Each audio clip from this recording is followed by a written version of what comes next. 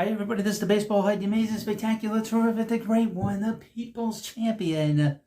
Host the Hunter. Welcome back to the Baseball Head 2. And hopefully you like this video and hit that subscribe button. So, the Mets beat the Yankees on Friday, 6-5. But the funny thing about that is that the Yankees have really been struggling. They got swept in Toronto 4 games. And that's never happened to the Yankees and the Blue Jays. And as you know, Michael Kay is their broadcaster, the Yankees broadcaster, and he's humorless. We know him really well. We've talked a lot about him on here, and talked a lot about him on the Big Baseball Head. And we like goofing on him. He said that Juan Soto was unhappy, and that's why he's gone off the slow side. He doesn't know what the hell he's talking about. And that's all Yankee nonsense when it comes to what's going on with him. It's all Yankee propaganda because the Yankees and their fans are so angry. And I don't use this word butthurt that Soto went to the Mets, that they can't handle it. They can't handle the truth that he is playing with America's team now in the New York Mets. But now other teams are starting to make fun of Michael Kay. And Michael Kay is, like I said, and I said this in other videos, he's humorless. He's got no sense of humor. None. Let me read some awful announcing. So I'm sure he's seething once he heard about this. Sportsnet's Jamie Campbell dunks on Michael Kay at the Blue Jays sweep the Yankees. Now, the fact that you have Canadian broadcasters making fun of Michael Kay is even funnier. Quote, I can think of a certain Yankee broadcaster, in fact, who's going to have to go on the show tomorrow and admit that the Blue Jays are a first-place team because the standings prove it. It's true. Blue Jays are a first-place team. The Toronto Blue Jays, I'm very surprised, to be honest with you, that they played as well as they have. I guess once they signed Vladimir Guerrero Jr., they basically told the players that they were in it, they were serious about winning. And that tells the community that too as well. And I said this in other videos about Guerrero. The Blue Jays didn't want to be the second Canadian team to lose Vladimir Guerrero. They didn't want to be a second team to do that. That was I believe, an underlying situation, underlying theme to why the Blue Jays signed him before he became a free agent. 5 weeks ago, let me read again. Toronto Blue Jays are alone atop the American League East for the first time since 2016, and no one seems more annoyed about it than Michael Kay. Now, I would mention, July 4th is the usual day, is the customary day. If you're in first place, you got a good chance of being in first place to finish out the year. So they're in very good shape. 5 weeks ago, the Blue Jays were 7 games back. Now, they've leapfrogged the Yankees after handing them a 4-game sweep in Toronto, the first in franchise history at Rogers Center.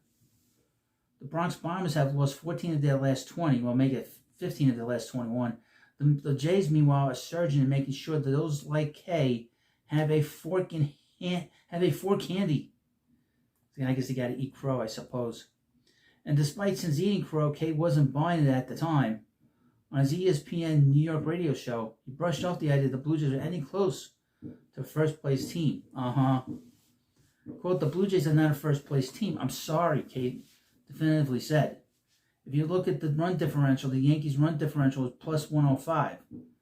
Blue Jays, after a 12-5 win, finally got in the positive yesterday at plus 4. You realize they should be a 500 team because of it? That's bullshit. This run differential is bullshit. Because you can have bad games and they can dip it one way or the other. And the Yankees should have at least 4 or 5 more wins at plus 105 run differential. They're not playing great baseball. I'm sorry they're not. Now, again, it's all about the result. And I don't care about the run differential. It's bullshit. Don't mean anything. A lot of these other statistics, too. Toronto has won 2 straight since Kay's rant. And now leads the Yankees in the standings where it actually counts. Now it's plus 3 now, the Yankees. And on Sportsnet, Jamie Campbell, who I don't know who that is, made sure Kay's words didn't go unchallenged, bringing a broom to set and twisting the knife. Well,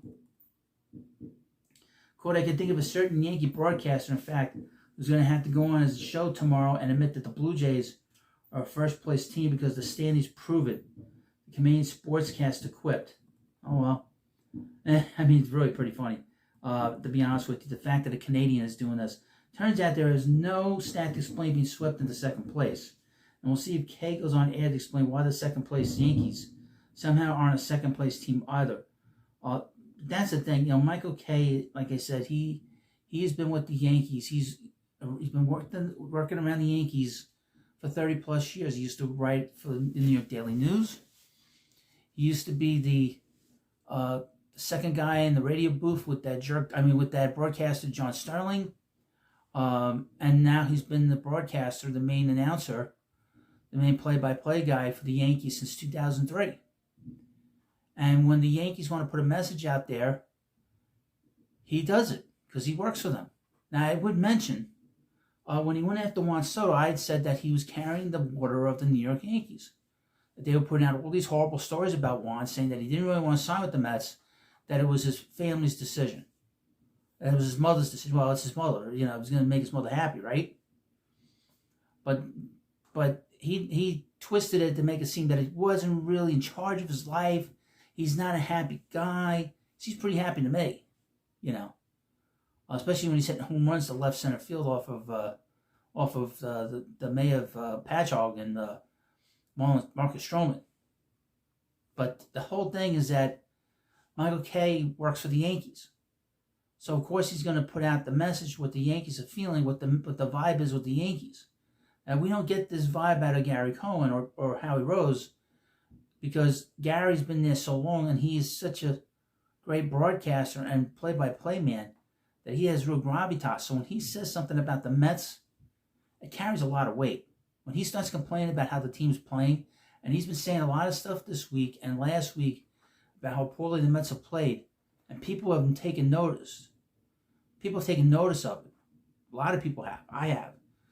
So, you know, when it comes to the Yankees, Michael Kay speaks for them. It's a little bit different. Their relationship with him is different. He's basically a shill, and that's what he's been. And to be honest with you, he's a lousy broadcaster, too.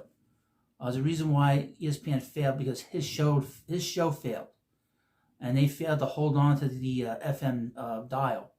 When you go on to AM these days, you want to be on FM, always. Because you got a broader broadband than anything else. And even with the internet, you want to be on FM. You could simulcast, you can. And then, of course, his show gets demoted. He becomes the midday show, which is basically, it's at the afternoon drive. It's from 10 o'clock to 1 o'clock. So he failed to defeat Mike Francesa in the ratings. He failed to defeat Carton and Roberts. And then, of course, the boring Tiki Barber and Evan Roberts. So he failed several times. And basically was the reason, amongst many reasons, why ESPN New York is not in FM. And basically got sold to CBS and to WFAN. And WFAN is his daddy, you know. But let me know what you think about this. I think it's amusing that a Canadian is goofing on this guy. And again, I keep making fun of him because I keep making fun of him myself. But the Canadians should keep doing it too because he's got no sense of humor. Somebody will call his radio show and get him all mad. He'll be screaming. And then I'll do another video on him, of course. So, let me know what you think about this video. And, of course, please subscribe to the Baseball Hut too. And I'll see you later.